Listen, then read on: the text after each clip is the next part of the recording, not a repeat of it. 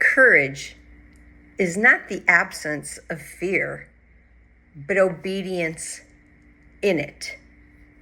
You see, we don't necessarily overcome fear. There's fear in everything we do, everywhere we go, in our daily life and occurrences. But when we step out in faith, that's what overcomes the fear, so to speak.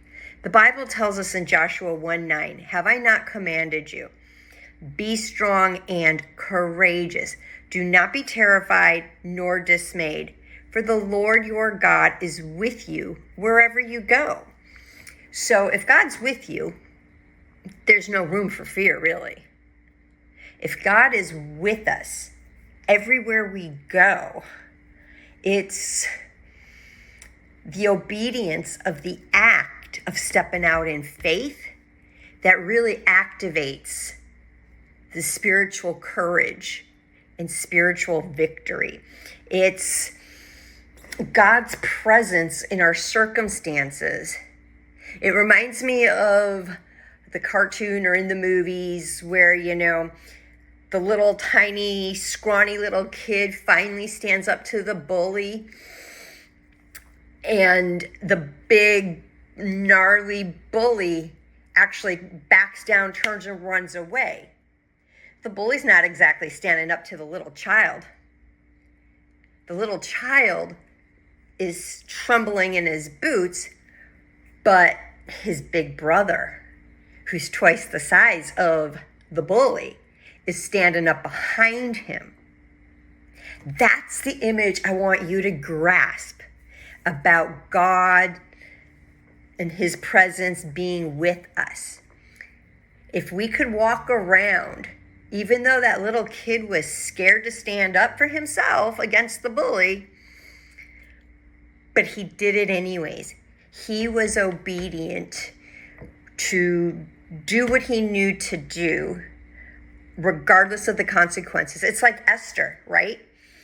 In chapter 4. Where Mordecai is telling her to go before her husband, the king, because at the hand of Haman, the entire Jewish population is going to be annihilated. And she's like, I can't do that. If I do that uncalled, he could kill me. And her cousin Mordecai is like, but Esther, don't you understand? Perhaps you were placed there for such a time as this. So she fasted, she had all her people fast, and she went before the king. And you know the story. He reached out his golden scepter, which means, I'm not going to kill you. Speak to me. She found favor. But it's because God's presence was with her. So I want to encourage you. That root word, courage, encourage you to strengthen your faith, step out in the fear regardless, and do what God's called you to do, because you never know. That dungeon that you may feel like you're in, like for Joseph, turns out to be the exact place God wants you to be, so that you can walk out the destiny and call that only He has for you.